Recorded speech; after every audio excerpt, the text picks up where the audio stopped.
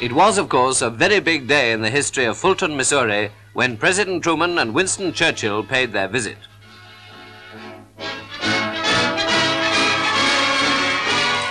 About 30,000 people had invaded this small Middle Western town, and if we don't see many of them in the street, it's because they were crowding the campus of Westminster College.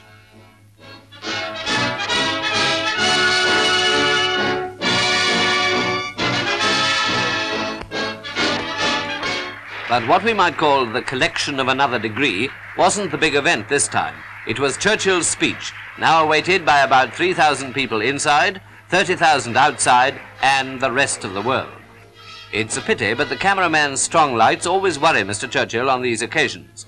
President Truman introduces him. It's a pleasure to me to introduce Mr. Churchill. He's one of the great men of the age. He's a great Englishman.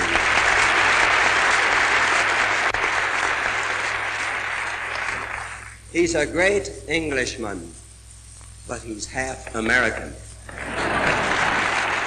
And it's one of the great privileges of my lifetime to be able to present to you that great world citizen, Winston Churchill.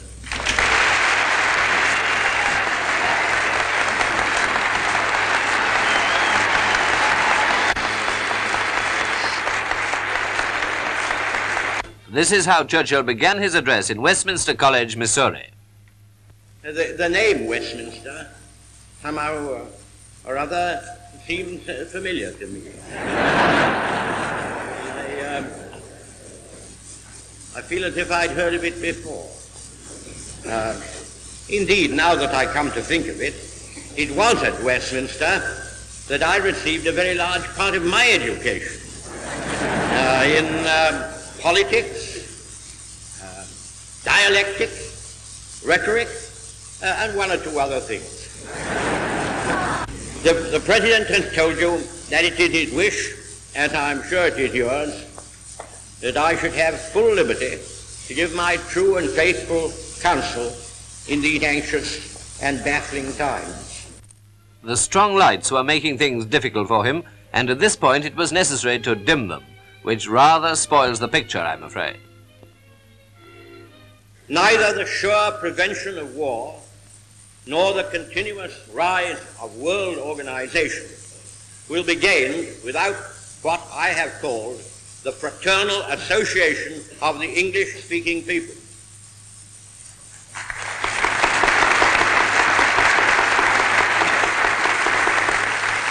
This means a special relationship between the British Commonwealth and Empire and the United States of America. Ladies and gentlemen, this is no time for generalities, and I will venture to be precise. A shadow has fallen upon the scenes so lately lighted by the Allied victory.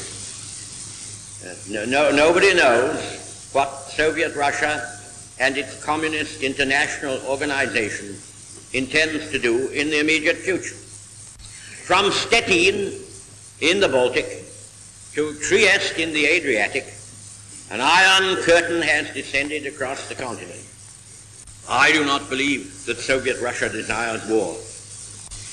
From what I have seen of our Russian friends and allies during the war, I am convinced that there is nothing they admire so much as strength, and there is nothing for which they have less respect than for weakness, especially military weakness.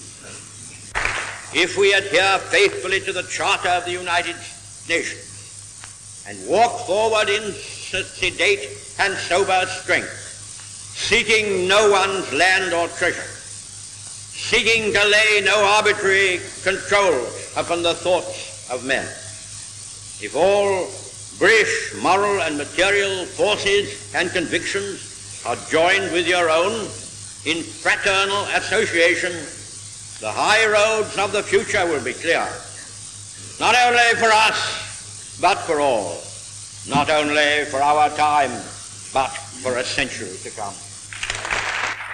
Winston Churchill had spoken as a private citizen, but it goes without saying that his words carried the full authority of his unrivaled experience as Britain's great war leader. Let us hope they receive the very serious attention they deserve from all quarters.